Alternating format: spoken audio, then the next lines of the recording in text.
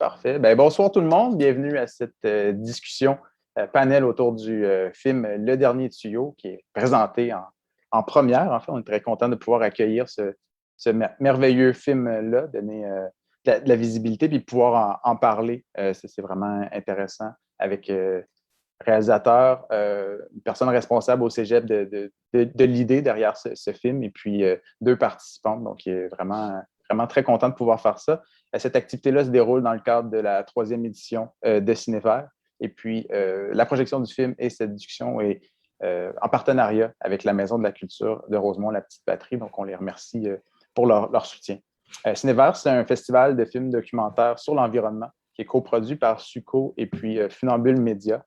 Puis le festival s'est donné, en fait, l'équipe s'est donnée comme mission d'appuyer la transition écologique, de favoriser la mobilisation citoyenne et d'activer les échanges, les réflexions. Donc, ça, c'est un exemple aujourd'hui. À travers, en fait, en présentant le meilleur du documentaire sur l'environnement, puis je le mets toujours en guillemets parce que c'est extrêmement large, c'est beaucoup plus que sur l'environnement. On se rend compte que tout ça est un écosystème. On parle d'économie, on parle de société plus largement, mais par l'entremise de l'environnement. Le festival tient à remercier nos précieux partenaires, donc je vais les énumérer.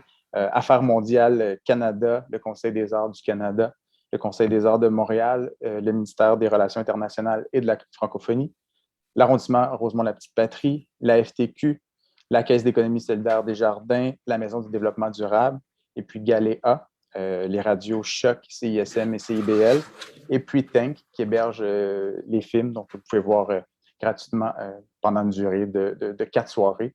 Donc, le film Le Dernier Tuyau est encore disponible pour 2 soirées. Donc, vous avez le temps d'en parler autour de vous.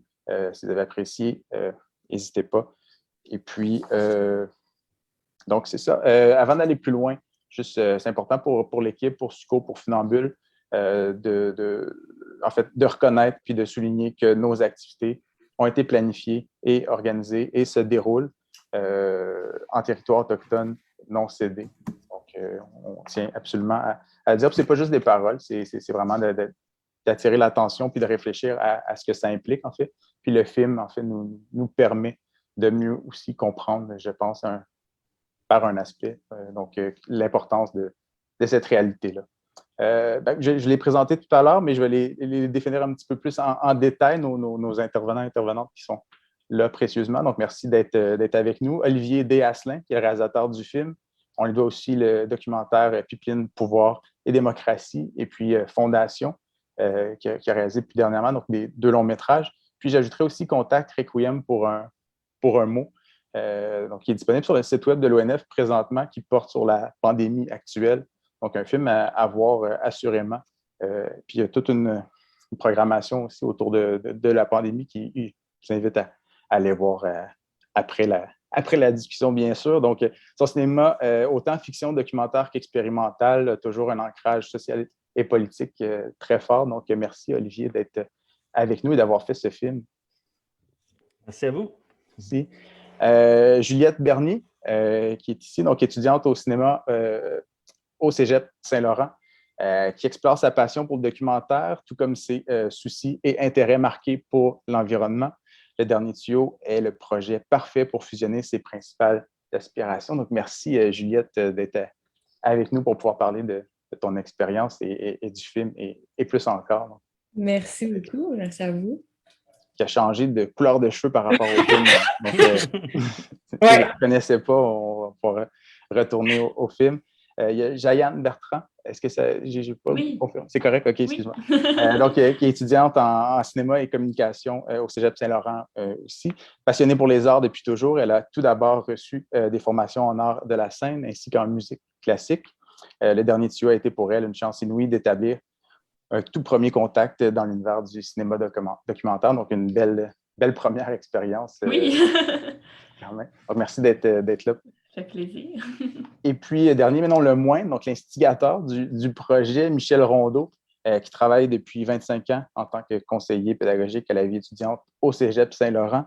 Il organise des conférences, des semaines thématiques, des expositions, des spectacles, des sorties, etc. Donc, c'est quelqu'un qu'on veut avoir dans tous les cégeps des Michel Rondeau. C'est là que en fait, c'est une des personnes qui participent à la vie commune, en tout cas, des cégeps. Mais merci, j'en avais des personnes comme ça que j'ai croisées, puis c'est très, très, très précieux sur des thématiques reliées à la justice sociale. Il a d'ailleurs mis sur pied une formule de road trip écolo dont on a un aperçu dans le film. Donc, c'est quelque chose qui existait déjà, on va pouvoir en parler, qui consiste à visiter une région du Québec avec ses étudiants et étudiantes afin d'y étudier une problématique environnementale précise. Donc, merci d'être avec nous. Et puis, je vais juste me présenter rapidement. C'est Hubert Sabino, donc je suis coordonnateur de la programmation à Cinévert. Donc, je serai pseudo-animateur, donc on va poser des questions, tout ça, mais vous, à la maison ou ailleurs, qui êtes sur Facebook, sur les différentes pages, donc Tank, Funambule Média, Suco, Cinévert, Maison du développement durable, peu importe où vous êtes, si vous avez des questions, des commentaires, écrivez-les dans le chat. Ils seront reliés, ils me seront renvoyés et puis je serai votre porte-parole pour les transmettre. Donc, n'hésitez pas, interagissez avec ce qu'on dit. Si vous avez des questions sur le film, sur ce qui se dit présentement, pas présentement parce que c'est moi qui parle, puis c'est pas nécessairement en lien avec le film, mais n'hésitez pas, vous faites partie de la conversation. Habituellement, Cinévert est en salle. Il y a vraiment une volonté de participer à une mobilisation, à une réflexion commune. Donc, c'est pas parce qu'on est séparés que ça ne peut pas se faire. Ça se fait différemment, mais quand même. Donc ouais, ben, on partir la discussion comme le film est arrivé, en fait, qu'est-ce qui est le point instigateur de tout ça? J'en ai glissé un mot, Michel Rondeau, mais peut-être nous parler un peu de ce qui a motivé cette initiative et puis comment elle s'est transformée en un film, en fait. En fait, c'est ça, c'est un modèle d'activité que j'avais fait à plusieurs reprises. Une fois, on est allé en Abitibi suite au film de Richard Desjardins, fait que ça fait un petit bout déjà. Et puis, on est allé investiguer sur la forêt et puis on s'est posé la question, mais on peut-tu y aller, nous autres, sur le terrain, puis rencontrer, tu sais, les différents acteurs concernés par la problématique qui a lieu dans cette problématique environnementale qui a lieu dans cette région-là. Je l'ai refait une fois sur la forêt encore, sur la Côte-Nord, une autre fois dans le Bas-Saint-Laurent, sur l'industrie porcine, les gaz de schiste, etc. On a fait plusieurs fois. Puis là, finalement, à un moment donné, je reçois un téléphone d'Olivier Asselin, qu'on se connaît depuis un bout, mais ça m'a, Olivier, on a été dans différentes activités militantes, là, on s'est côtoyés là-dedans.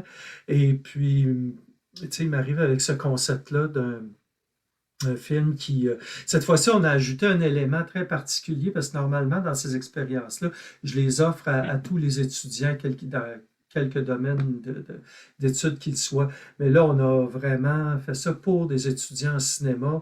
Alors, il a fait pour eux là, puis pour elles d'être avec un directeur, un caméraman, un preneur de son, il y avait cette valeur ajoutée-là de formation professionnelle en cinéma. Il y avait la chance de faire un vrai film. Ouais. Mm-hmm. Alors qu'il était, bon, Jayanne et Juliette, vous étiez en première année de cinéma, donc vous commenciez à baigner un petit peu là-dedans. Ça faisait comme 3 mois qu'on avait des cours de cinéma, qu'on savait. En tout cas, moi, je savais vraiment pas dans quoi je m'embarquais. Commencer avec le cinéma. C'était comme, OK, let's go, on se lance. Ouais. Puis, qu'est-ce qui vous a incité à vous lancer dans l'expérience, en fait? Pour moi, j'avais l'environnement, j'ai toujours l'environnement en cœur, puis les problèmes liés à tout ça. Puis je voulais, je pense, voir le documentaire. Je pense que j'étais dans une période où est-ce que je commençais à vraiment vouloir travailler dans le documentaire. Je veux toujours. Puis, fait que non, c'est ça. Fait que là, on m'a présenté ce projet-là. C'était Olivier qui a présenté le projet. Puis je me souviens avoir regardé Marguerite à côté de moi qui est dans le film aussi. Puis j'étais comme, waouh, ça, c'est comme un peu parfait, là. Fait que on s'est inscrite. Puis, voilà. Puis toi, Olivier, qu'est-ce qui t'a motivé à embarquer dans ce projet-là? Parce que tu es arrivé avec deux films de long métrage qui aborde des questions environnementales, des fois frontalement, des fois peut-être un petit peu plus par la bande avec Fondation, mais on est en tout cas, dans cette préoccupation-là, assurément. Donc, qu'est-ce qui t'a incité à vouloir faire une œuvre collective, collaborative de cette manière-là? Ben écoute, on ne sait pas toujours dans quoi on s'embarque, hein. Ouais. Moi, quand j'ai appelé Michel, puis moi, c'était comme, OK, des fois, pour gagner ma vie, je fais des trucs un peu pédagogiques, j'enseigne un peu ou je remplace des fois, tout ça. Fait que là, j'ai des projets qui sont un peu plus pédagogiques que artistiques, des fois. Puis, fait que c'est ça. Fait que là, j'ai eu une possibilité de starter un projet comme ça avec Michel au Cégep. Puis, fait qu'au début, j'avais l'ambition de faire un court-métrage avec les jeunes. J'avais pas Olivier, excuse-moi, je t'arrête 30 secondes. Juste essayer, parce qu'on entend quand tu touches le microphone, fait qu'on perd des subtilités. Ouais, ben non, mais... Okay. En tout cas, fait que je savais pas trop à quoi m'attendre. C'était pour moi un petit projet, puis finalement, c'est ça, je ne m'attendais pas à avoir une gang de jeunes justement aussi allumés que ça. On ne partait pas de zéro. Là. Vous êtes très modestes quand même, les filles, quand vous parlez, parce que ils sont embarqués avec toute une drive, un talent aussi, une capacité aussi à manier l'équipement qui n'aurait pas été là avec n'importe quel étudiant du cégep. Fait que c'est ça. Puis Michel, qui a comme tout de suite embarqué, là, oui, all right, on fait quelque chose. C'est lui qui a proposé, on va-tu. Parce que moi, c'était un projet de court-métrage sur un enjeu environnemental avec les jeunes. Lui, il a dit, on va-tu au Saguenay faire un road trip puis voir GNL, tu sais. J'étais comme, il y a une maison, tu sais, trop bonne idée, un road trip en plus. Fait que c'était, c'est ça. On s'est juste. J'avais le goût de m'amuser avec eux autres, avec la gang. Je pense qu'on avait le goût de triper. Puis dans ce sens-là, le film, en quelque part, c'est peut-être un prétexte dans l'aventure aussi parce que c'est là où je rejoins beaucoup ce que Michel disait par rapport à l'importance d'amener les jeunes dans des lieux pour explorer une problématique environnementale, comme tu parlais, Michel, puis la valeur de ça, en quelque part. La valeur qui dépasse la collecte d'informations, puis à la limite même qui dépasse peut-être une création qui peut perdurer un peu, mais la valeur dans le sens de vivre un moment comme ça. Hey, écoutez, ça a été là, 3 jours et demi, 4 jours, là, ça. Là. C'était super intense, super rapide. C'était pendant l'hiver, c'était dans les tempêtes de neige, dans la petite vanne. Des fois, on ne voyait rien. Puis il fallait runner d'une entrevue à l'autre, d'une place à l'autre, qu'on ne savait pas où aller. Fait que c'était vraiment toute une aventure. Puis on s'en est sortis. Puis on a vécu quelque chose, je pense. On a vécu quelque chose, c'est bien dit, ça. Oui, c'est ça. Parce que, tu sais, nous autres, au Cégep, comme ça, on fait différentes affaires en environnement, mais notre désir, c'est vraiment de former à l'éco-citoyenneté ou de donner, tu sais, aux étudiants des outils avec lesquels ils vont pouvoir avancer là-dedans, dans cette connaissance-là de l'éco-citoyenneté, en fait, qui est plus que simplement un savoir. Quand on est à l'école, on vient chercher des savoirs, mais dans ça, il y a aussi toute une dimension de savoir-être aussi. Tu sais, comment on voit dans le film, d'ailleurs, les jeunes en train de réfléchir sur leur propre processus. Moi, c'est une chose que j'ai trouvé fascinante là-dedans. Et puis aussi, en même temps, de développer un pouvoir agir aussi, je dirais. J'appellerais ça comme ça, une capacité de se dire, ben, en rencontrant des gens, on a rencontré du monde vraiment extraordinaire. Là, je pense à Adrien, Yann Seguers, M. Michaud. C'est des gens qui t'inspirent et puis qui te disent, ben, un autre monde est possible. Puis tu peux y participer. Puis, ben, peut-être par rapport à ça, les filles, donc qu'est-ce que ouais, parce que vous avez embarqué dans le projet sans trop savoir. Il y avait comme la quête, il y avait le film. Qu'est-ce qui vous a ben, comment tout ça s'est nourri en ça? Qu'est-ce que le film a apporté de plus que juste l'enquête? Ou qu'est-ce que. Rendu là-bas, mettons, ben, comme ce que ça a donné dans nos vies. Genre. Ouais. Ouais. Tu peux y aller, Jeanne. Non, vas-y. OK. Pour vrai, tu sais, c'est venu à un moment vraiment bien pour, mettons, juste comme un... J'y pensais, là, puis on était sur le fjord, silencieux, avec sur un fjord gelé, où est-ce qu'on l'avait au complet, genre à nous, tu sais, en parlant avec des pêcheurs qui font ça de leur journée, qui sont sur le fjord, qui regardent le soleil, c'était vraiment comme, c'était un peu la paix. Puis je sais pas, moi, c'est ça, mon expérience, mettons, à part le film, c'était plus ça a comme vraiment fait du bien de voir, de un, qu'il y a du monde qui se battent vraiment pour le futur, les futures générations du Québec puis du monde. Mais c'est aussi de voir juste d'autres paysages que Montréal. Mhm. Puis c'était comme un peu la paix avant la tempête, mettons. Ouais. Parce que toute cette aventure-là était un peu irréelle. Comme, je sais pas, on était un peu à tâtons, on arrivait là-bas, puis on savait où est-ce qu'on s'en allait, mais en même temps, pas tant. Tu sais, on était comme, on va dealer avec ce qui va arriver. Puis en même temps, tu sais, on était dans la vanne et on regardait les nouvelles de ce qui se passait à Montréal, mais on était comme déconnectés un peu. Mais en même temps, on était super connectés avec ce qui se passait. En tout cas, tout était c'était un peu flou. C'était comme une bulle, mais en même temps... Ouais, en tout cas. Je sais pas si c'est clair mon affaire, pas tant, mais... Quand même, oui. Puis le côté expérience, c'est aussi que mine de rien, il faut qu'on mange dans tout ça. Il faut qu'on tu sais, on n'est pas une équipe qui nous accompagne, puis nous, on fait juste un film. Là, on est comme, OK, il faut qu'on passe à l'épicerie, qu'est-ce qu'on mange? On est 12. Qui a envie de pisser? Il y a une gestion de tout le monde qu'il faut que tout le monde en fasse, qu'on se responsabilise, puis que tout le monde y participe. Mais ça fait que c'est ça, c'est compliqué comme affaire.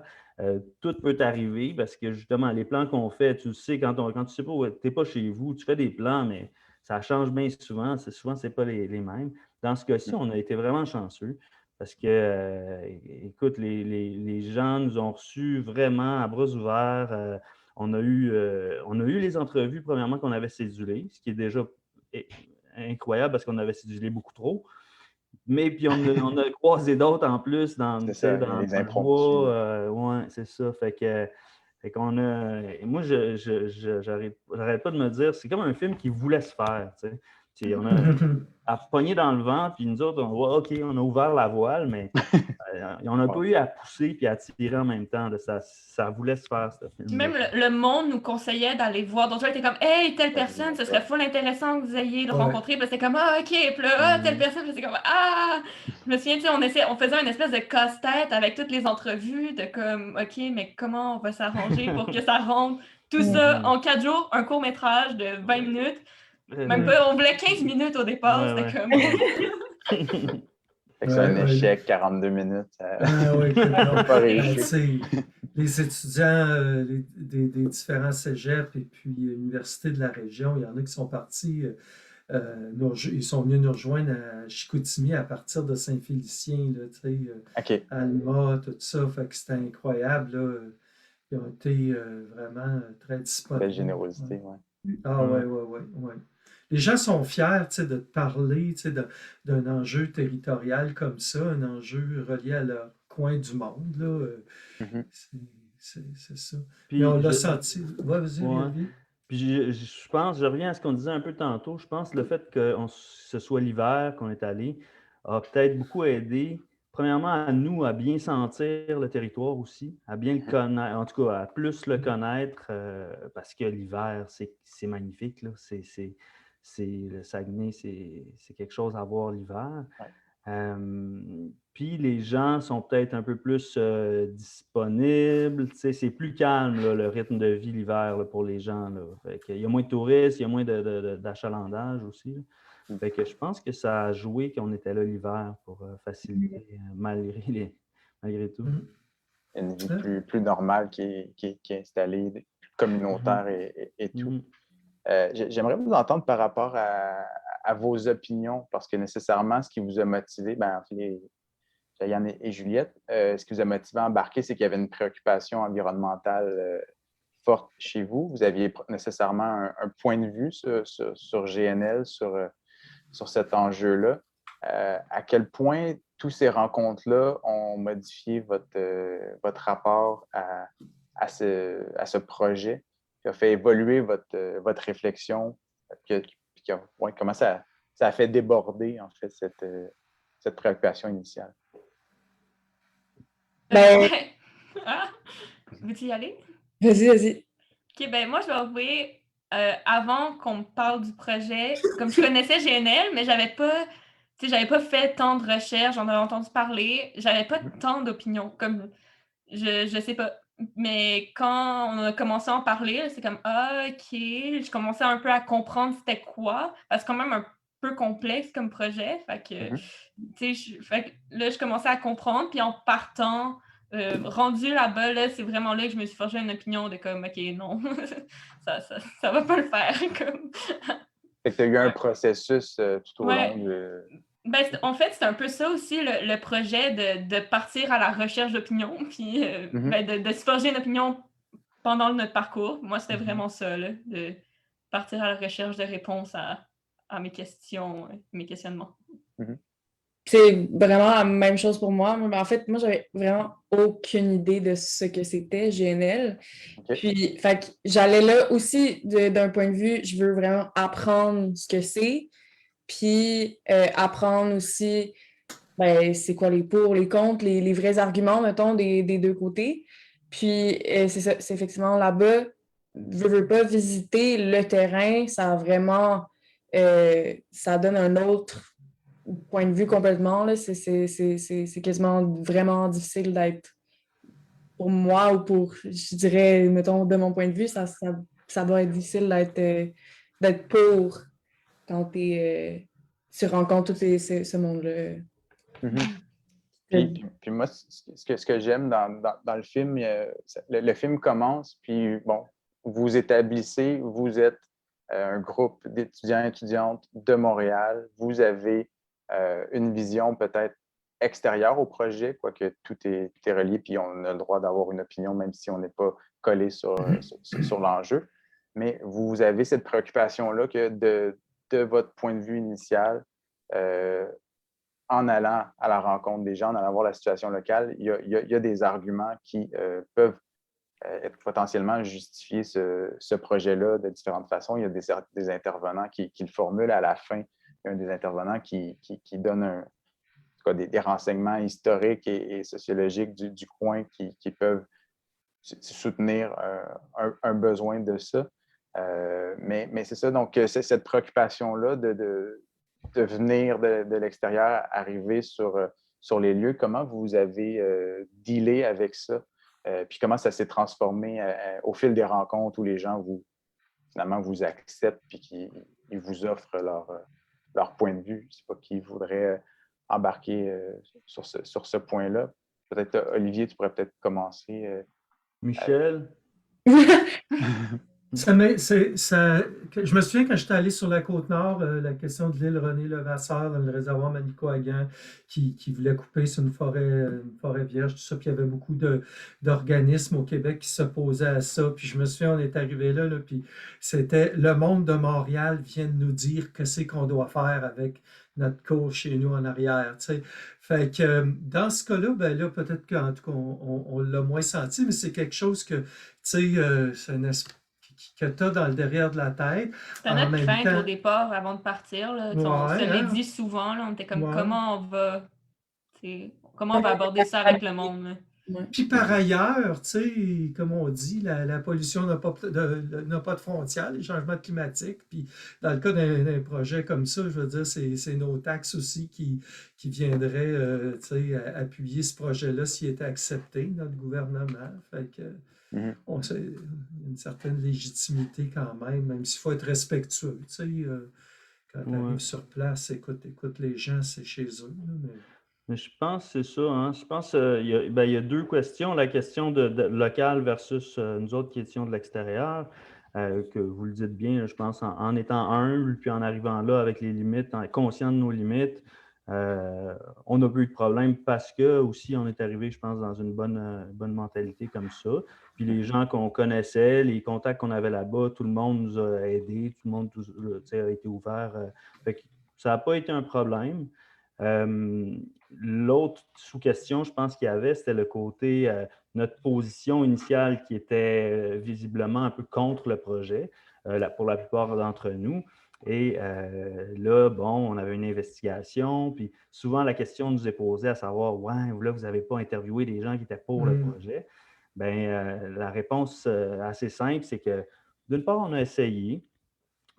Michel s'est mis sur un groupe Facebook pour GNL, pour faire des contacts, pour essayer. J'ai sacrifié mon âme.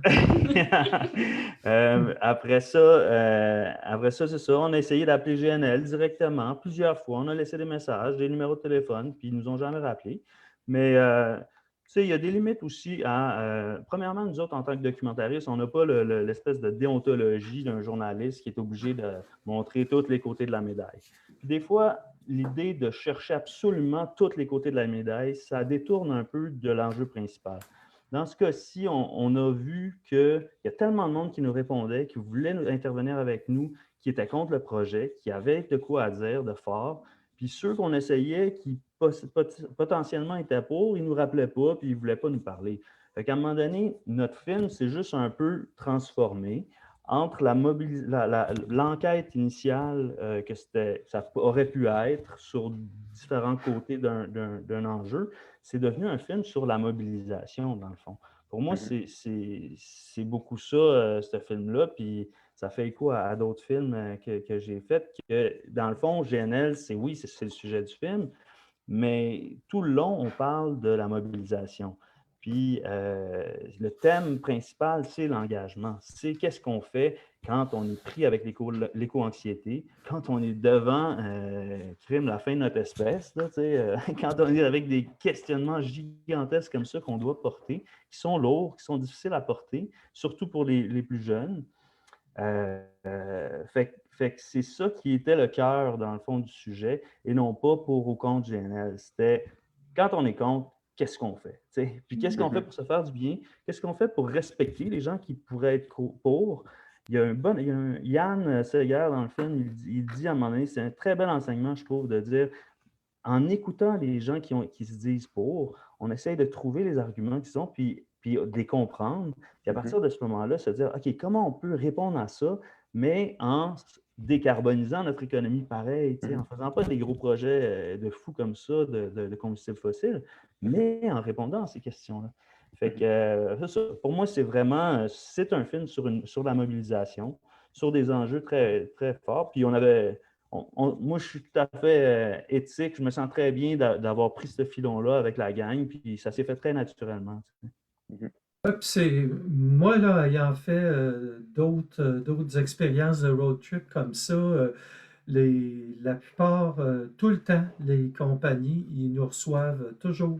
Mais dans le cas de GNL, ils n'ont même pas une secrétaire pour répondre ou quelqu'un qui va répondre au téléphone. Louche.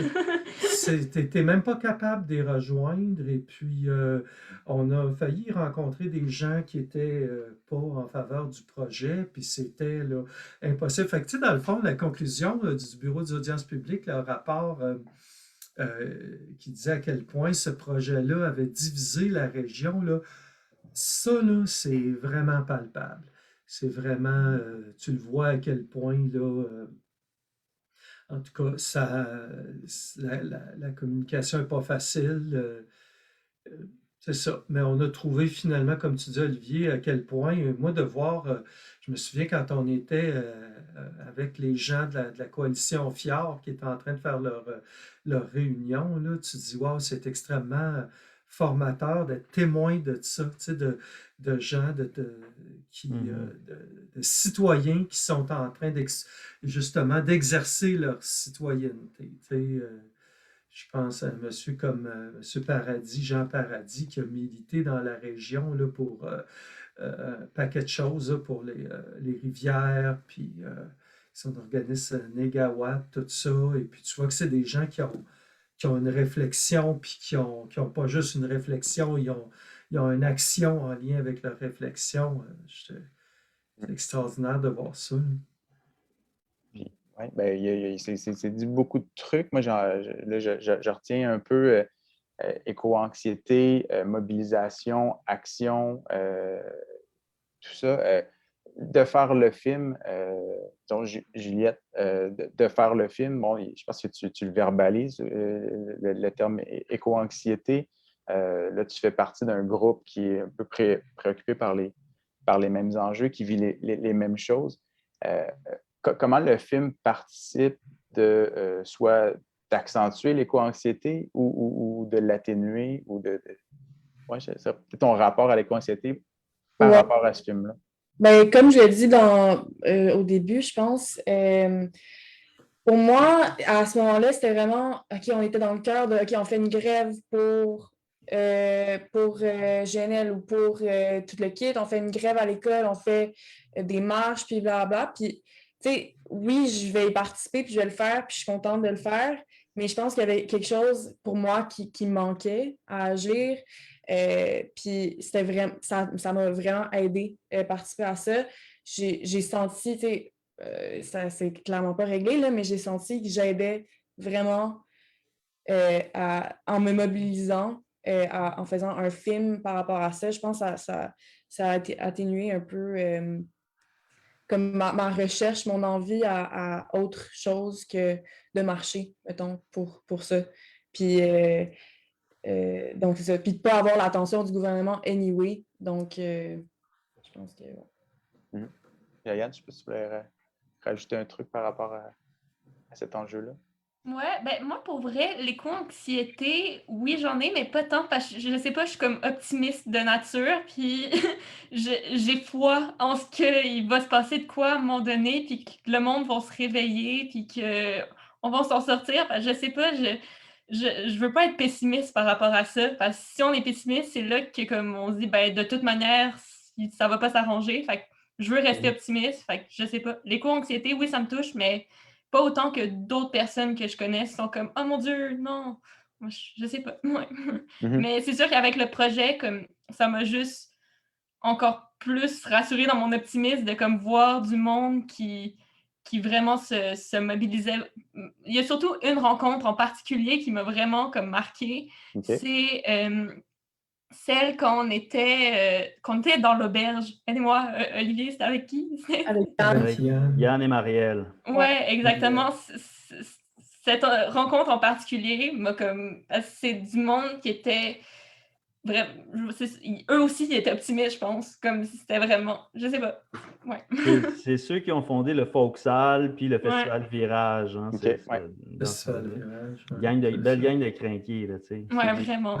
Ça craint de jaser avec des crinqués. Là, ouais. Il y avait plein de belles choses à dire à propos de toutes. J'étais vraiment.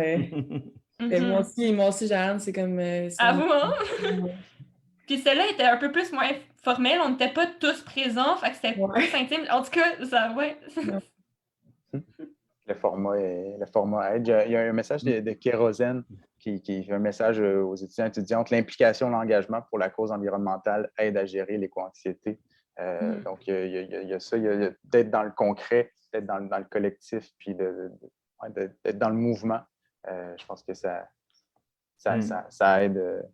Puis de se regrouper avec d'autres. Tu sais, l'idée, c'est un être ensemble aussi. Dans cette expérience-là, c'est ça qu'on a vécu. C'est un être ensemble. Tu sais, puis quand être en action, puis être avec d'autres. De voir que tu n'es pas tout seul, ça rassure aussi, de voir que tu n'étais pas le seul à ressentir ou à penser ça, puis à rêver à ça, à d'autres mondes.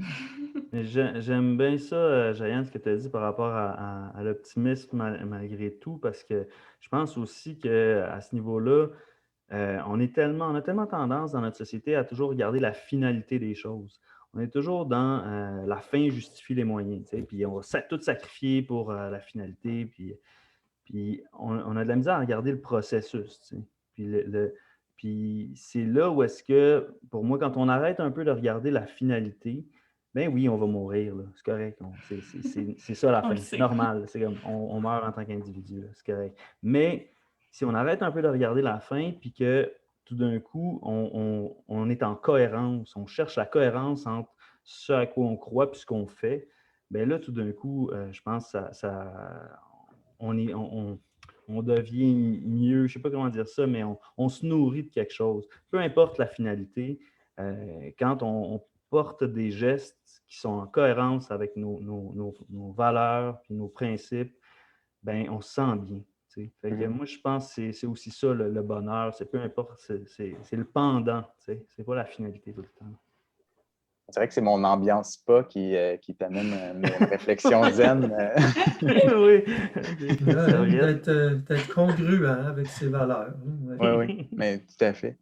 Vous avez parlé tantôt des intervenants, intervenantes que vous avez rencontrés. Donc, comment ça s'est... bon, c'est sûr qu'il y a des gens que vous avez croisés au hasard.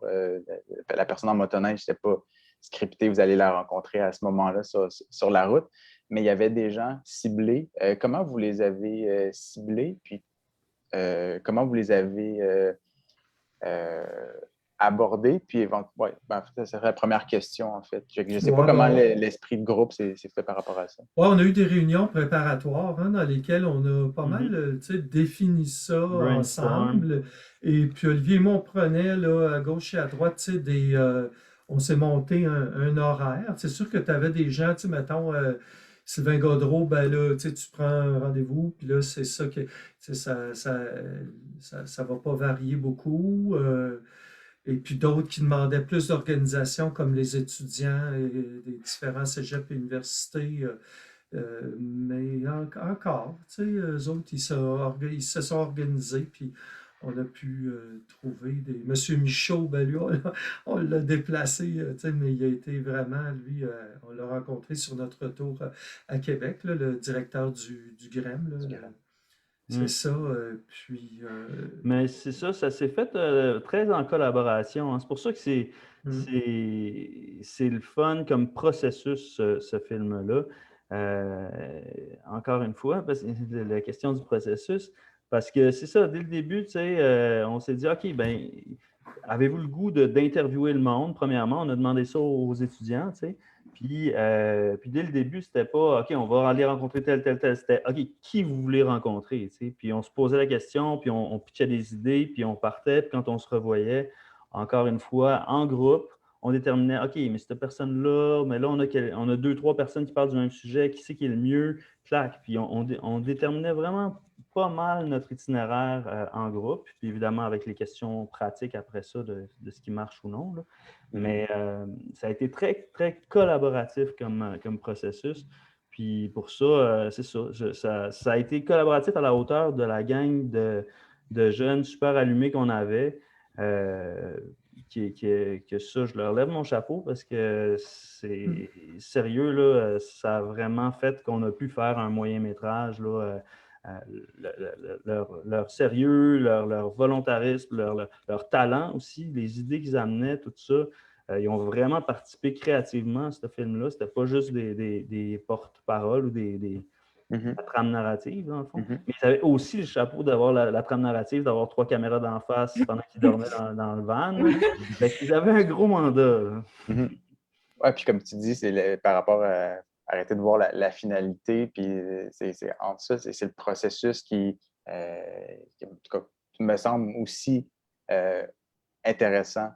Sinon, je ne dirais pas plus parce que je ne veux pas minimiser le film, mais j'ai l'impression qu'il y a quelque chose qui a émergé de vous, puis nous, on le sent comme spectateurs, comme spectatrices, puis ça nous amène encore plus loin parce qu'on voit votre processus, votre mobilisation. Puis on est en période de contagion, mais c'est contagieux, puis c'est le fun. Celle-là est le fun à voir. Peut-être, Jayan, par rapport aux intervenants et intervenantes, comment c'est construit un peu les entrevues, comment vous êtes divisé la tâche, parce que des fois, on entend Olivier poser quelques questions, des fois, c'est un étudiant, une étudiante, donc comment ça s'est réfléchi entre deux pièces dans l'autobus? Je pense que c'était beaucoup sur une base de volontariat, de comme hey, qui ça le tente de parler à un député qui se sent à l'aise aussi, ou Ouais, ça s'est fait pour vrai naturellement de comme, ah, ben moi ça me tente lui, moi ça me tente lui. Personne s'est comme chicané de comme, non, moi je veux interviewer telle personne. Comme, je pense que ça s'est bien fait. J'ai pas OK. grand-chose à dire en fait. Fait que c'est ça, ben, fait que c'est pas tout le monde qui allait voir tous les intervenants, intervenantes. Il y avait une division. La plupart du temps, on était tous présents dans la salle. Ouais. Donc, un pour l'éclairage, l'autre faisait une deuxième caméra. Puis souvent, c'était deux personnes en général qui faisaient l'entrevue. Mais il y a certaines entrevues que tout le monde n'était pas présent, comme par exemple celle que je disais avec. Et j'oublie tout le temps les noms. Anne-Marielle? Oui, exactement. Celle-là, ben, il y en a qui préparaient le souper dans la pièce d'à côté pendant qu'on était, je pense qu'on était 4 étudiants seulement lors de cette entrevue-là. Mais ouais, encore une fois, c'était juste, ah, ben, moi, ça me tente de le faire. Moi, je vais préparer le souper, je vais faire des pâtes à la place. On avait besoin de pâtes. Ben, puis cette ambiance-là participe aussi au mood de l'entrevue, teinte un peu les réponses. Il y a des gens qui sont peut-être plus avec un standing qu'on embarque dans leur monde. Mais si vous pouvez venir apporter une collaboration pour le souper, en tout cas, j'imagine que ça change la donne. Juliette, est-ce que toi, il y avait, quand tu as vu la liste puis tu as participé à l'élaboration des intervenants intervenantes, est-ce qu'il y en avait que tu dis, OK, il faut absolument que je puisse participer, que je pose une question? Ben, moi, on dirait que j'étais un peu. Je regardais, tu sais, je voulais pas m'imposer dans les questions parce qu'on voulait toutes vraiment. On avait toutes des choses à dire, on avait toutes des choses à mentionner puis à poser comme question. Fait qu'on s'aidait un peu aussi entre nous aux deux étudiants qui allaient poser les questions. Comme je pense justement à quand on a interviewé le député, là, Sylvain Gaudreault. Ouais, on était dans la voiture avec une feuille. OK, ouais, pose cette question-là. Puis ils prennent en note. Ouais. Exact. Fait que moi, ça me dérangeait pas à qui je voulais parler. J'étais plus curieuse, vraiment, beaucoup des réponses à nos questions, puis ben, de la part, mettons, ben, en fait, pas mal toutes les intervenants, j'étais vraiment curieuse d'entendre les réponses à nos questions. Plus. Mais ça, peu importe qui posait les questions, on se sentait quand même impliqués parce que c'était aussi nos questions. Tu sais, c'était un travail d'équipe, donc peu importe qui était le représentant, ça changeait pas grand-chose. Tu sais. Vraiment. C'était drôle parce que la conversation continuait entre nous après la rencontre. Tu sais, ouais, mais là, il a dit ça, puis l'autre a dit ça, telle affaire, puis ta. Un peu passé à Jamidro, là. Tu sais, il y a une réflexion en marche, je trouve, dans un processus comme ça. Oui, c'est ça qui était le plus riche, là. C'est pour ça que le film est basé là-dessus. C'est ça, c'est les réflexions, c'est la caverne un peu le placenta là, dans lequel les choses se passent vraiment, là. En tout cas, je vais peut-être un peu loin. Mais peut-être ajouter aussi, il y a quand même des entrevues, tu sais, qui... ben, d'une part, il y en a qui ont interviewé à Montréal avant de partir, qui n'étaient pas à Montréal. Il y en a aussi Shani Piap, notre amie. C'était après. Hein? Oui, ça, c'était après. C'était l'été, en fait, passé qu'on est allé voir Shani Piap. Puis donc, tout le monde n'a pas pu venir à ce moment-là. Mais c'est ça, je suis assez content parce que la magie du cinéma fait quand même qu'on a réussi à rentrer ça dans le road trip. Ça paraît pas, même si c'est l'été. Puis qu'on est tous en T-shirt dans l'interview avec Shani Piap. On n'a pas pu malheureusement montrer la belle balade qu'on a faite avec elle à la chute. Là, elle nous a amené à Wendake, les belles chutes et tout. Puis, anyway. Mais ça, puis fait que le cinéma, des fois, nous aide pour ficeler un peu des affaires pris un peu épars. Là. Ouais, les entrevues, ils sont pas présentés dans l'ordre, je pense. Pas... C'est vraiment, il y avait une volonté de construire une structure narrative pour nous amener à différents endroits, puis il y a un build-up. Bien sûr. Puis à ce niveau-là, pour moi, c'est beaucoup, c'est le rythme qui dicte tout. Ouais. Pour moi, c'est tellement... un film, ça doit avoir un beat, ça doit avoir un rythme, puis Puis c'est ça, même dans un cas où, écoute, on était très terrain, hein, on n'avait pas un gros budget là, pour faire ce film-là, on n'avait pas... c'était aride un peu comme tournage, là. C'était pas évident dans une van, on est toujours, ça shake en masse, on était à l'épaule tout le long. Écoute, on n'avait pas beaucoup de contrôle esthétique sur l'affaire, fait que d'autant plus d'arriver à trouver le rythme au montage, quelle entrevue on met avant quelle, comment on construit ça, mais ça aide beaucoup, disons, à esthétiser, si je peux dire, des bouts arides et secs un peu. Puis par rapport à la technique cinéma, parce qu'il y avait aussi cette volonté-là dans le projet où vous étudiez en cinéma, vous avez des cours là-dessus, puis ce film-là, ça s'inscrit dans votre formation. Fait que les entrevues, à quel point vous avez participé sur le plan technique, éclairage, son, caméra, comment c'est fait la dynamique de travail à ce niveau-là? Juliette, ouais. Ouais, comme on a dit, là, nous, Jeanne et moi, nous, ça faisait vraiment pas longtemps qu'on faisait ça, puis qu'on apprenait de la technique. Donc, c'est vraiment les deuxièmes années qui étaient plus dans l'optique, OK, moi, je prends la caméra. Tu sais, moi, j'avais même pas appris les éclairages encore. Je savais quasiment brancher un spot, tu sais. Fait que je l'ai appris là-dessus, hein, je l'ai appris là. Ouais, on n'avait jamais pris une perche de notre vie. On était comme, OK, je pense qu'on était intimidés les premières années un peu. Les deuxième année, ils savaient où est-ce qu'on allait, fait qu'on était comme, OK, on y va. Ouais. Fait que, non, c'est ça, tu sais, puis fait que, moi, à ce moment-là, j'ai laissé, tu sais, ceux qui s'en allaient à l'université toucher l'équipement, mettons... Surtout au début. La caméra, ouais, c'est ça. Au début, comme en y allant, là, je pense que Sam, entre autres, là, avait pris la caméra. Puis parce que de toute façon, il y en avait qui avaient vraiment plus manifesté leur envie de vouloir toucher à ces choses-là. Fait que non, c'est ça.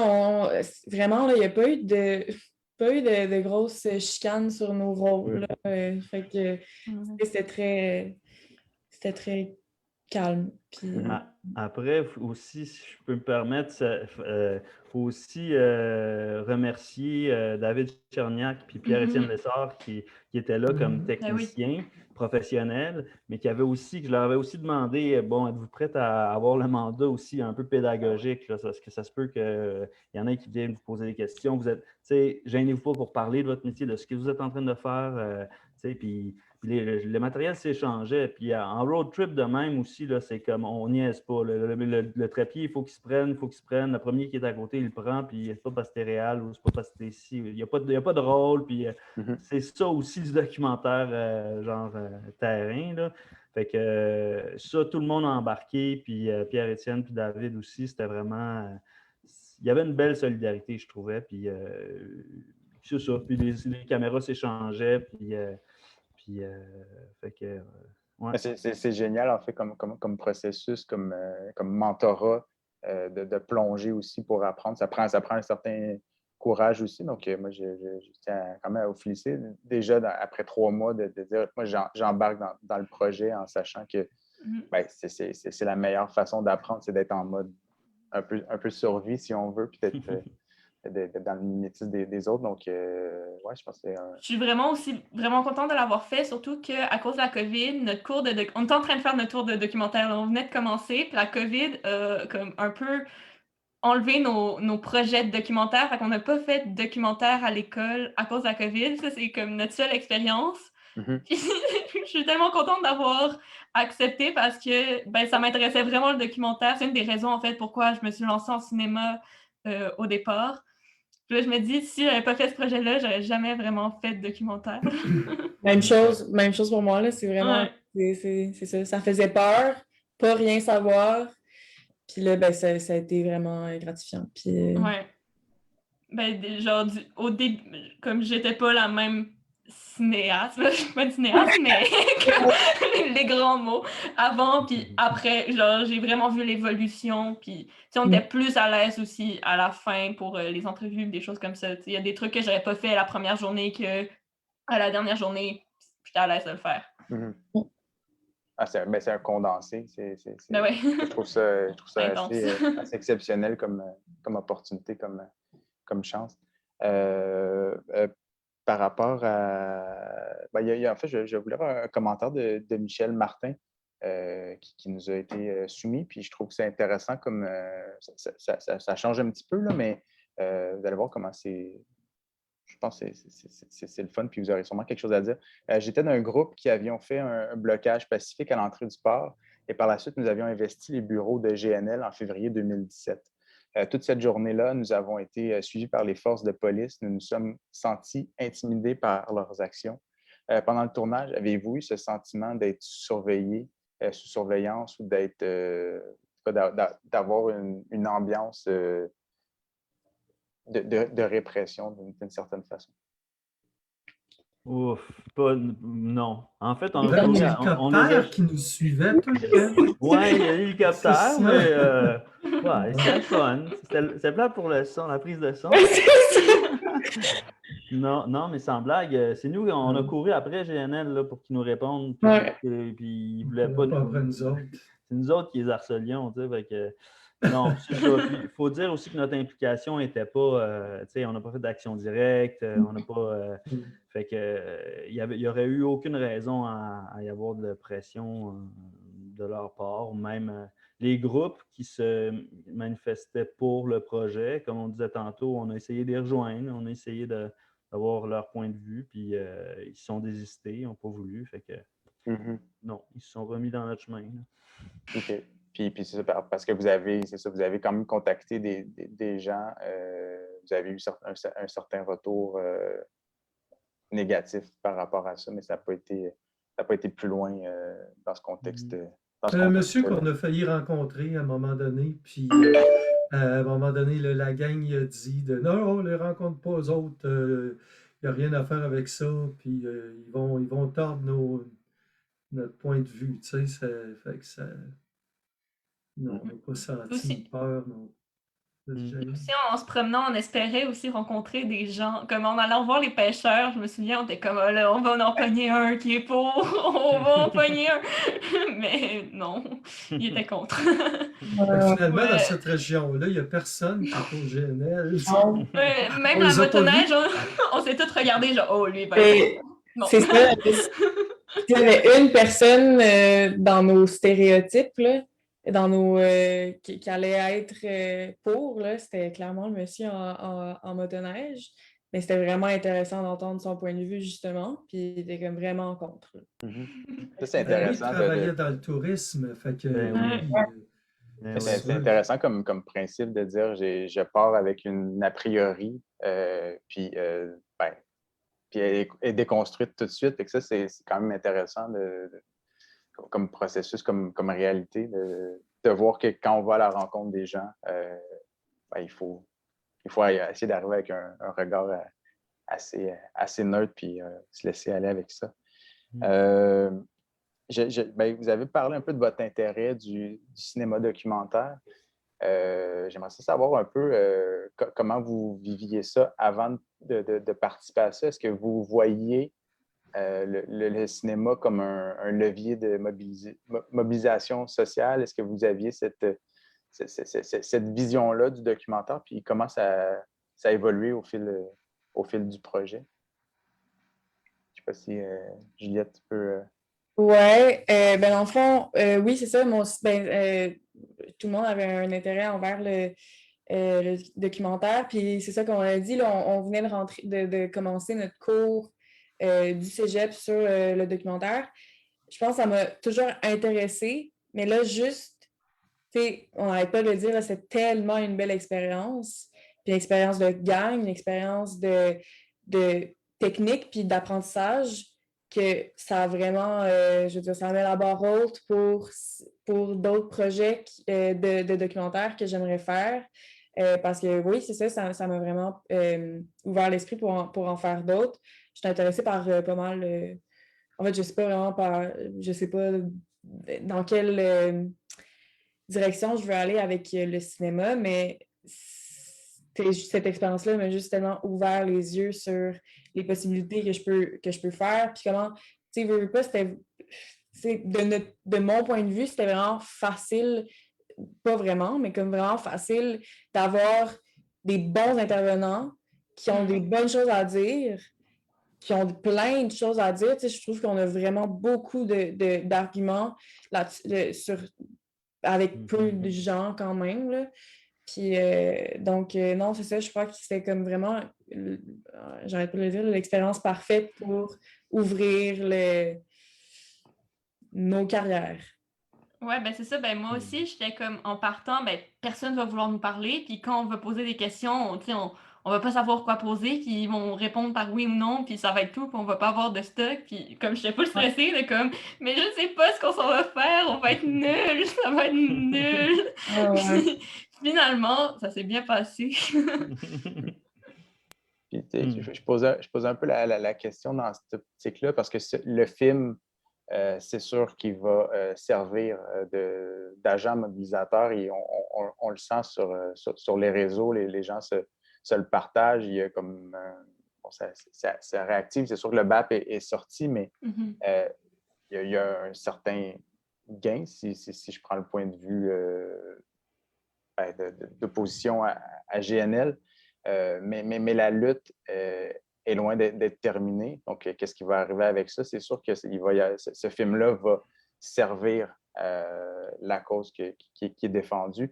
Je dis ça parce que à la dernière édition, enfin, on avait reçu justement les gens de Coalition Fjord.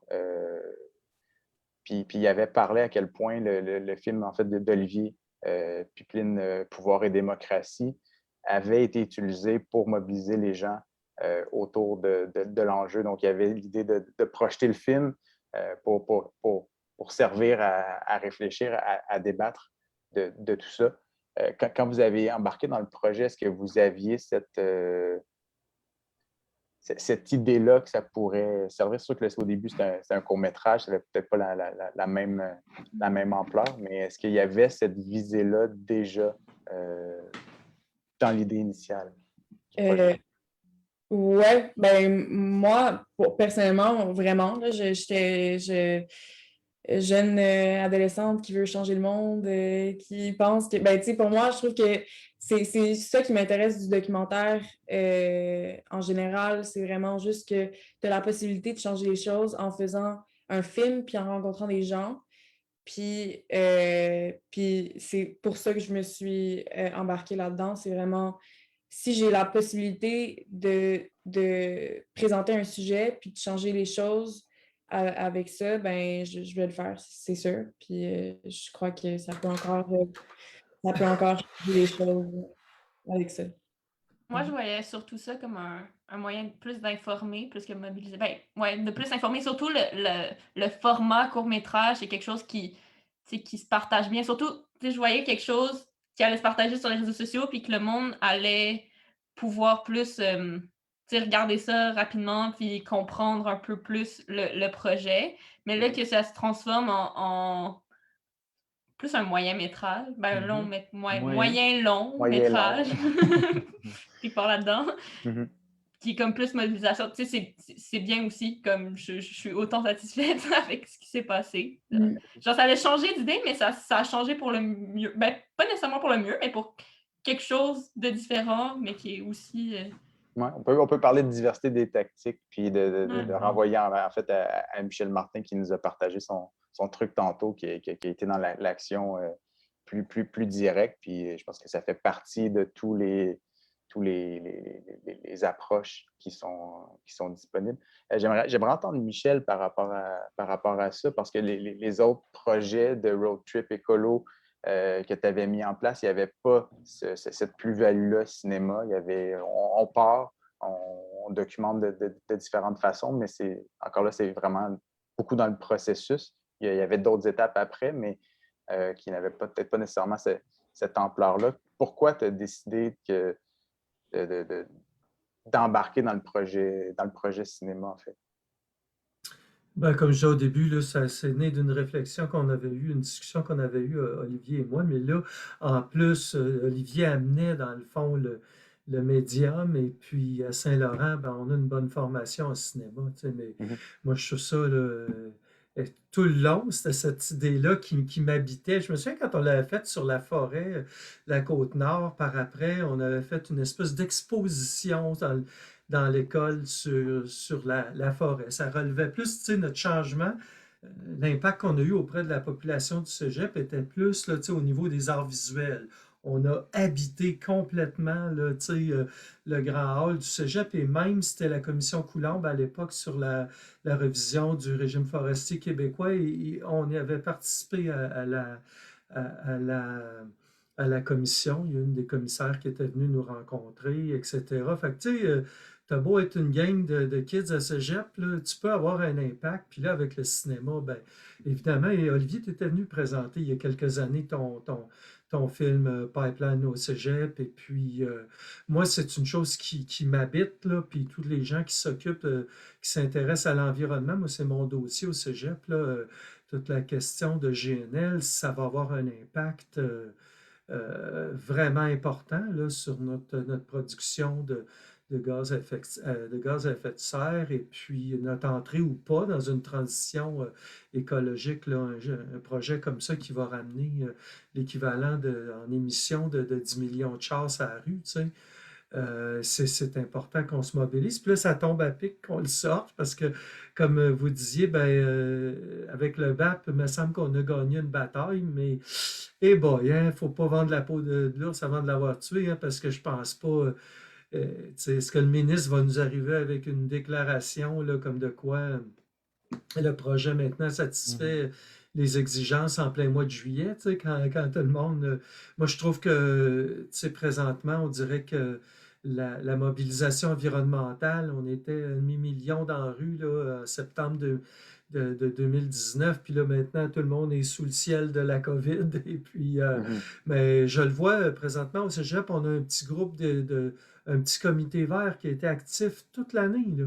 Et puis, ils sont vraiment conscients qu'à la rentrée en septembre, les changements climatiques ne vont pas partir avec une vaccination, là, tu sais, puis que Mhm. c'est là-dessus, sur GNL, qu'il va falloir poursuivre la mobilisation. Ça serait la grosse aberration. Puis, en tout cas, tu sais, si notre film peut y contribuer à faire bouger les citoyens, les citoyennes dans ce sens-là, ben, tant mieux, là, ça tombe à pic, là. Puis toi, Olivier, par rapport au Mhm. projet, tu sais, il y avait comme une certaine urgence aussi de sortir le film. Tu sais, il ne faut pas qu'il soit trop tard, mais il faut faire quelque chose qui est trop tard. C'est jamais Mhm. trop tard parce que ça va servir à Ouais. quelque chose d'après. Là. C'est ce qu'on comprend aussi souvent avec le documentaire. Mais comment tu as embarqué dans la post-production de ce film-là qui s'est fait quand même assez rondement, là, si on... Oui, ben c'est ça, hein, c'est souvent une question de timing. Dans ce cas-ci, je veux dire, la post-production a commencé à se demander, bon, ben, je monte-tu un 7 minutes ou un 47 minutes, tu sais? Parce qu'on avait tellement de bons stocks, on avait tellement d'entrevues, on avait tellement de stocks que là, c'était comme, OK. En tout cas, fait que j'avais déjà, pour le sponsor du projet, j'avais besoin de faire un court-métrage. Fait que j'ai fait la bande-annonce du moyen-métrage au départ, tu sais, puis nous autres, ils étaient OK. contents, fait que ça, c'était Le 4 éclairé. minutes 50, ça, c'est ça. Ouais, la OK. bande-annonce, là. Une très longue bande-annonce, mais. Ouais, mais c'est ça. Fait que, en tout cas, mais ça, c'était le Ouais. début. Mais après ça, ben c'est ça. Vite ou pas vite, comme j'avais pas non plus toute. Ben, j'ai eu l'aide de bande à part audio, Patrice Leblanc, puis Olivier Germain au mix OK. après, qui a été vraiment. Ils ont fait une super job, je les en remercie. Mais c'était quand même une post-production très minceur. OK? J'avais pas un gros budget, puis ça s'est vraiment fait homemade. Fait que dans ce temps-là, c'est facile de sortir vite le film, tu sais.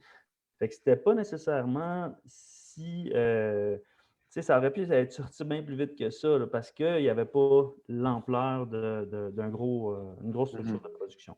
Fait que on est allé un peu. Il y a Michel qui me dit il y a de quoi au cégep, là, il faut sortir ça avant septembre, là, qui n'arrête pas de me pousser dans le cul. Non, Mais mais on a finalement, présenté, on a de présenté fait. la bande-annonce, puis ça y Ouais. est, il a été content. Mais après ça, c'est ça, on s'est fait. On a même gagné un prix pour ça, Ben oui, ça s'est avec fait un peu Environnement Jeunesse. naturellement.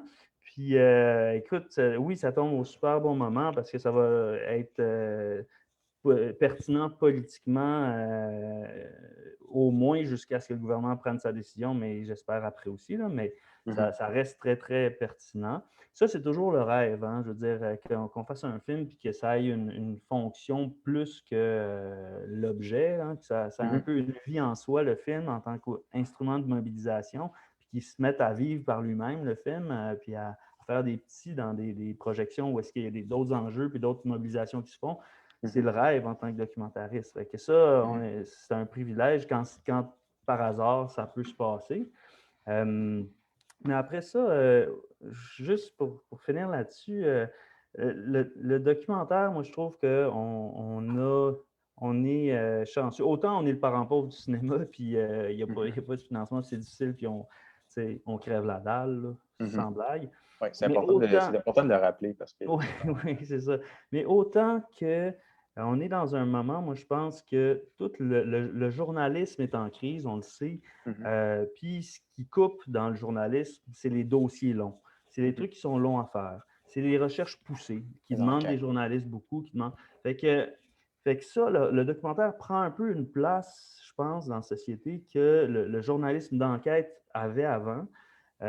Puis ça permet, c'est une des rares places qui reste dans l'univers médiatique pour montrer de la nuance, pour montrer des choses qui se passent sur le long terme, pour écouter des gens longtemps nous parler. Tu sais. Dans la télé, puis sur les médias sociaux, c'est des clips, c'est tellement court, c'est tellement rapide, il faut tout le temps que ça sorte. Là, dans le documentaire, on peut montrer quelque chose de nuancé. On peut montrer, prendre notre temps de réfléchir sur une question. Puis ça, moi, je pense que ça a une grande valeur. Puis c'est pour ça aussi que les gens aiment ça. Puis les gens en veulent du documentaire. C'est que ça a un rôle d'information, mais évidemment créative, là, de la création aussi. Mais ça prend un rôle qui est un peu laissé aux vacances en ce moment dans une société où l'accès à l'information est de plus en plus concentré. En tout cas, la production d'information est de plus en plus concentrée. Et donc, l'accès à une bonne information se fait difficile. Puis le film le montre bien aussi. Il y a les prises de parole qui sont là, mais il y a beaucoup de plans de paysages, il y a beaucoup de plans de beluga. Ouais. C'est pas qu'esthétique, c'est pas. Mais non, ça c'est l'argument premier, là. C'est ça qu'on défend. Là. C'est le premier argument, c'est de le voir, puis nous autres de le vivre aussi. C'est ça. Ce que vous avez dit aussi, c'est que d'être sur le territoire, ça ouvre les portes super grandes. Vu que il y a comme ça, cet apport-là que vous aviez, Juliette puis Jaïane, dans le projet au niveau du tournage, qui a été une grande formation, au niveau de la post-production, est-ce que vous avez pu intervenir sur parce qu'en fait, juste rappeler aux gens, parce que c'était peut-être pas clair dans la discussion, mais le film, le tournage s'est terminé 2 jours avant le premier lockdown. Je ne sais plus c'est quoi le terme en français, là, mais donc le film a réussi à se faire, mais après ça, tout a été bouleversé comme ça. Donc, comme le montage, est-ce que vous avez participé d'une certaine façon au processus? En fait, on suivait vraiment plus le lead de Olivier sur le montage. Puis, il connaissait ça un peu. Là, il connaissait ça beaucoup. Un peu. Un peu. Mais C'est son hobby. Puis dans le fond, fait qu'il nous envoyait des clips ou des parties de films. Le film fait selon. Pardon? Des versions. Ouais, des versions, c'est ça. Puis, moi, j'ai pu assister à une séance post-prod. Vraiment juste. Quoi? Sonore. Hein? Sonore, c'est ça. Ouais, c'est ça. Juste pour. Moi, je voulais vraiment juste voir, encore une fois, là, c'était, comme on avait dit, c'était une grosse formation. Fait que je voulais voir vraiment dans des vrais studios comment ça se passait. Puis, fait que ça aussi, j'en ai appris cette journée-là. Puis c'était super intéressant. Toi, Jeanne, est-ce que tu es intervenu? Moi, pas tant, très sérieusement. J'ai comme pas pu. Mais c'est ça, on était censé être vraiment plus impliqué puis comme aller aux périodes de montage et tout, mais avec la COVID, ça devenait plus compliqué. Puis aussi, le montage a été un peu retardé, fait que là, il y avait d'autres projets qui embarquaient, donc ça a été un peu plus compliqué de comme être autant investi qu'au départ. Tu sais, ça restait quand même presque 1 an plus tard, puis là, mais ouais, tu sais, Olivier essayait de nous garder quand même le plus possible impliqués dans la post-prod, puis que ça reste quand même notre projet, puis qu'on donnait nos commentaires et tout, mais ouais. C'est ça, il faut dire la COVID n'a vraiment pas aidé. Là. C'était rendu là, c'était comme... écoute, c'était vraiment difficile d'organiser des rencontres. On était tous confinés, puis oublie ça. Là.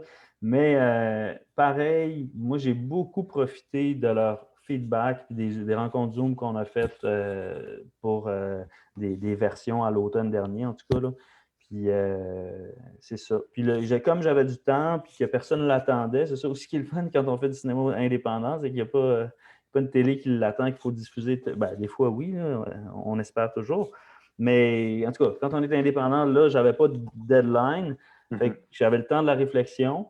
Fait que j'ai rencontré, il me donnait du feedback. Des fois, je ne comprenais pas les affaires qu'il me disait, je n'étais pas sûr. Puis une semaine ou deux après, je me rendais compte que, ben oui, c'est ça qu'il voulait dire, puis ça marche tellement. Là. Fait que ça m'a beaucoup aidé, mine de rien. Même des affaires que je ne comprenais pas quand vous me parliez, là, puis j'étais comme, mais non, ça ne marche pas jamais. Pourtant, on est toujours clair, Olivier.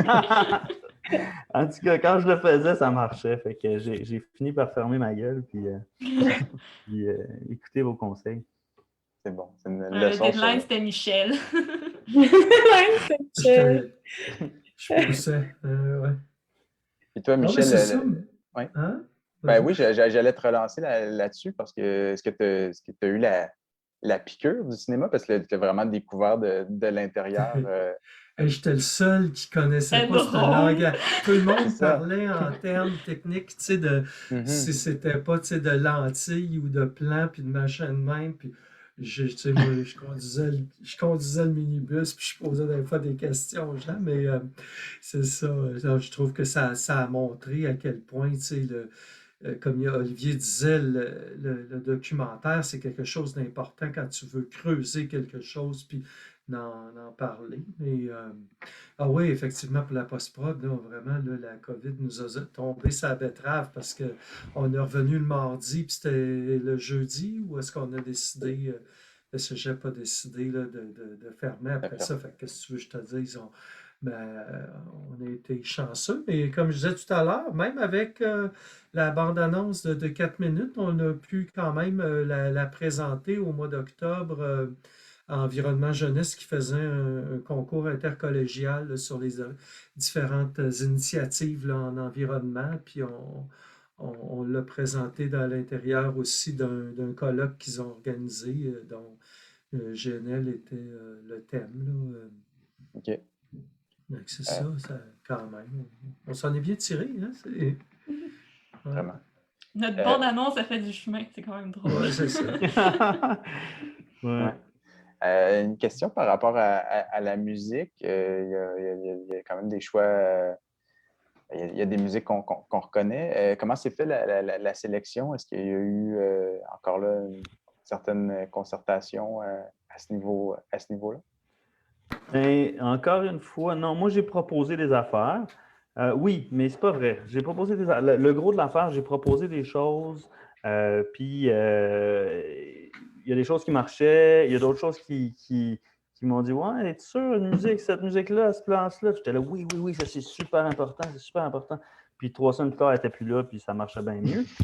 Mais il y a aussi, on a eu la chance d'avoir Québec Redneck Bluegrass Project qui ont accepté de nous donner une toune pour la belle séquence, un peu sur la glace, de pêche sur glace, mais après ça dans la forêt, là, dans les ruisseaux de la forêt.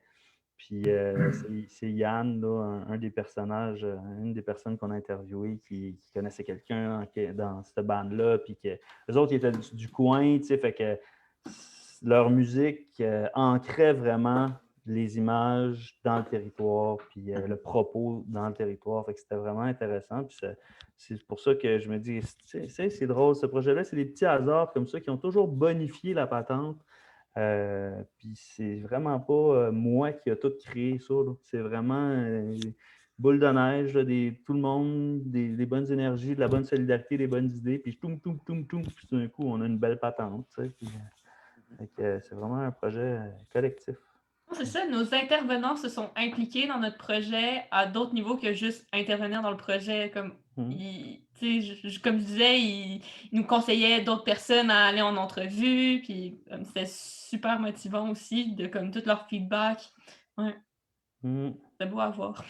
Puis depuis qu'on est revenu, dans notre groupe Facebook, on ajoute toujours là, de l'information qui vient de sortir sur GNL et puis histoire de, dans le fond, se maintenir là, à la nouvelle par rapport à ça, là, au courant.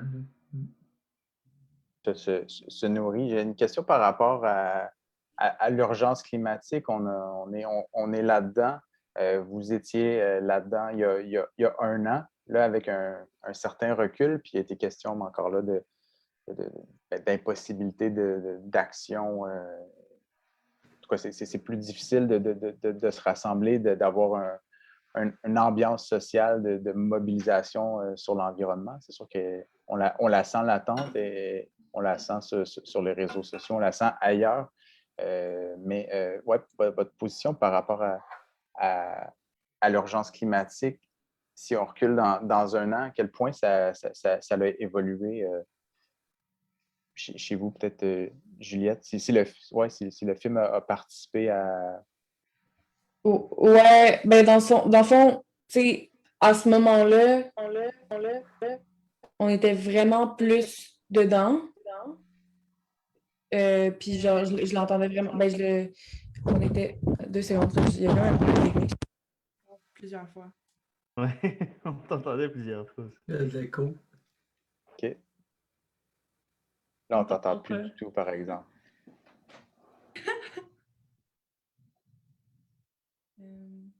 Là, on t'entend, là. Ça t'a correct. Ah, t'es loin. T'es là, je pense que t'es retourné au Saguenay, là. Mais non, ben dans le fond, c'est pas eu fort. Mais dans le fond, l'urgence climatique à ce moment-là, je pense que c'était vraiment plus dans notre quotidien, puisqu'on avait... Mais on en parlait vraiment plus. On en parlait vraiment plus de l'urgence climatique à ce moment-là. Puis ça fait partie de, justement, c'était quasiment d'actualité d'aller faire un documentaire là-dessus. Puis là, maintenant, ben, c'est pas du tout dans les priorités, là, veux pas. Fait que je pense que c'est ça qui a changé. C'est ça qui ben, juste aussi un an plus tard, présentement, regarder le film, on dirait que je me rentre tranquillement pas vite encore dans ce Tu te remets là. je me remets dans ma pensée, dans mes pensées à ce moment-là. Puis, on a eu plein d'autres choses à penser pendant l'année. Là, je crois que c'est vraiment le temps de continuer à en parler, puis à faire genre des projets comme ça. Puis juste, puis c'était pour ça que c'est un bon moment de la sortie, je trouve, parce que je veux pas, après le BAP, c'est un bon moment, mais aussi juste OK, là, c'est temps de continuer la conversation, puis là, ça fait assez longtemps, puis on peut en parler. Je sais pas si c'est... De repaiser sur Start. Ouais. Mm-hmm. Je sais pas si Jayan, t'avais... Non. Ben, ouais, je pense que ça à ajouter. Je suis très d'accord avec Juliette. Je pense qu'elle a tout dit. C'est ça, il y a eu comme un moment de pause qu'on comprend tous et toutes. Ça va.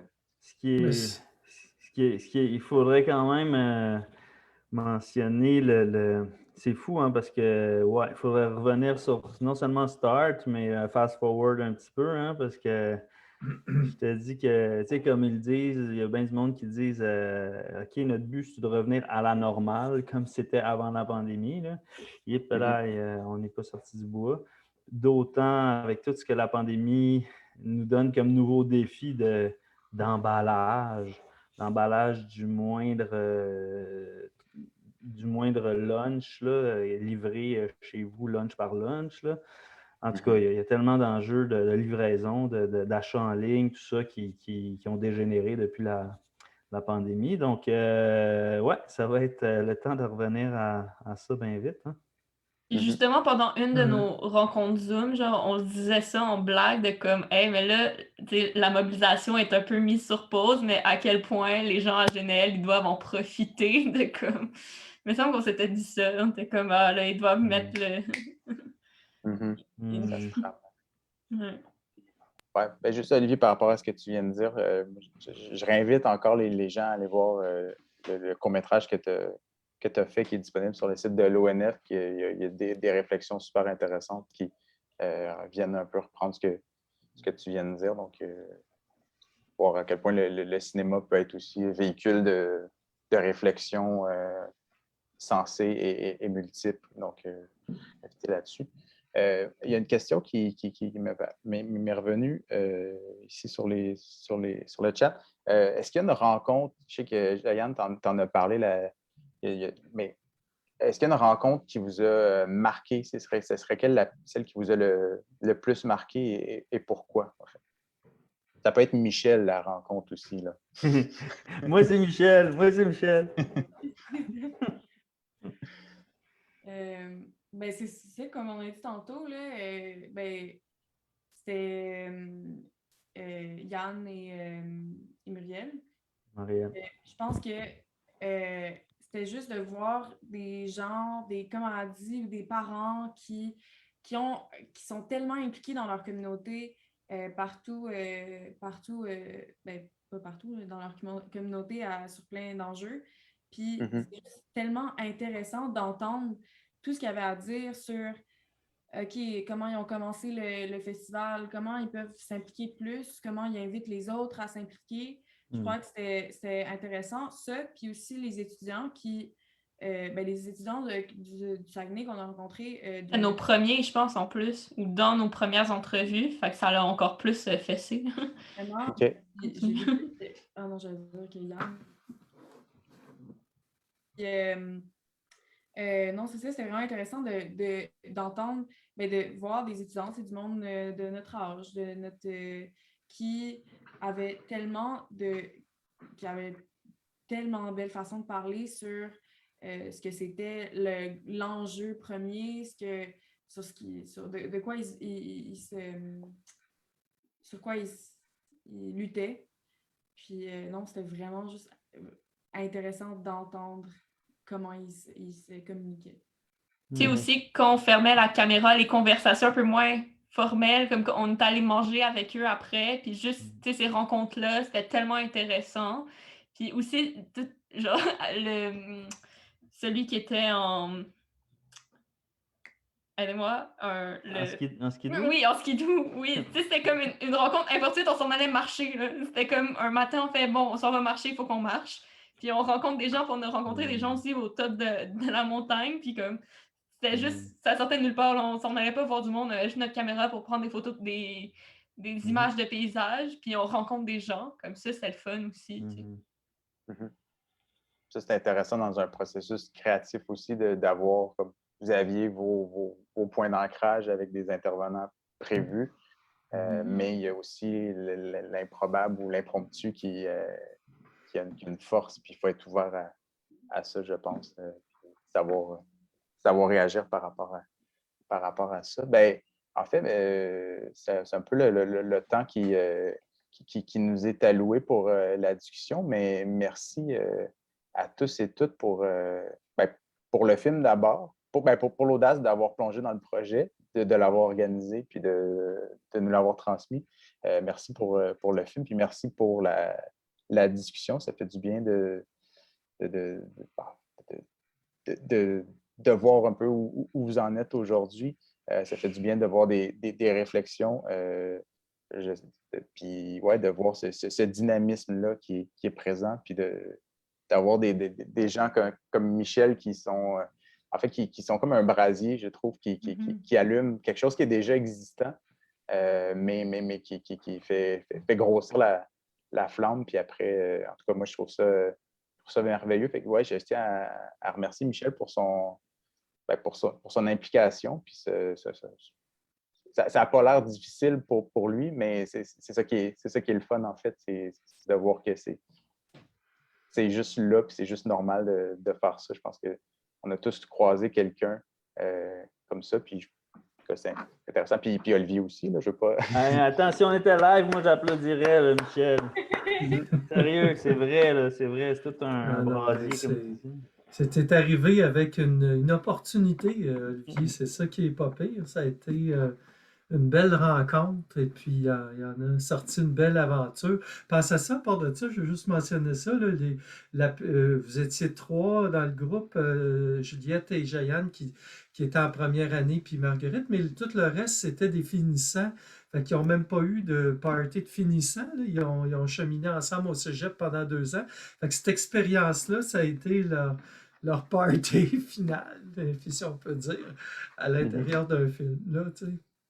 Ouais. Et on a eu écho qui continuaient leurs études pour la plupart en cinéma, puis que oui, il y avait aussi un intérêt pour continuer. Donc, je pense que ce projet-là aussi catalysé quelque chose, puis on a hâte de vous suivre, puis de se reparler à l'édition, la 7e ou la 8e édition, ou la 6e. En tout cas, on espère vous revoir. Donc, merci d'avoir participé. Puis, juste teaser un petit peu les gens. Vous avez fait une bande-annonce de 4 minutes et demie pour le film, juste voir une petite bande-annonce pour la suite. En fait, depuis 19h ce soir, il y a le film Recettes pour un monde meilleur de Benoît Bringer qui nous présente des initiatives sur l'alimentation, comment se nourrir autrement, comment produire autrement. Donc, un film encore là avec des côtés positifs des changements. Donc, je vous invite à regarder le film et à l'écouter aussi. Puis demain, il y aura une discussion avec David Curtis, le réalisateur du film Sol souverain, donc un film sur l'agriculture au Yukon avec des enjeux d'autosubsistance et d'autonomie alimentaire qui sont vraiment, vraiment intéressants. Donc, je vous invite à aller voir ça. Puis, je tiens à remercier en fait l'équipe de Cinévert que vous ne voyez pas, mais qui s'active derrière. Donc, Francis Brassard-Lecourt, merci pour tout ce que tu fais. Charlotte Vaillancourt aussi, Yasmina Britel et Auria Stenquist. Et il y en a d'autres, mais on va nommer ces 4-là pour aujourd'hui, puis on en nommera d'autres. Mais merci d'avoir participé. Donc, on vous dit à une prochaine. Bonne soirée. Merci, Hubert. Merci.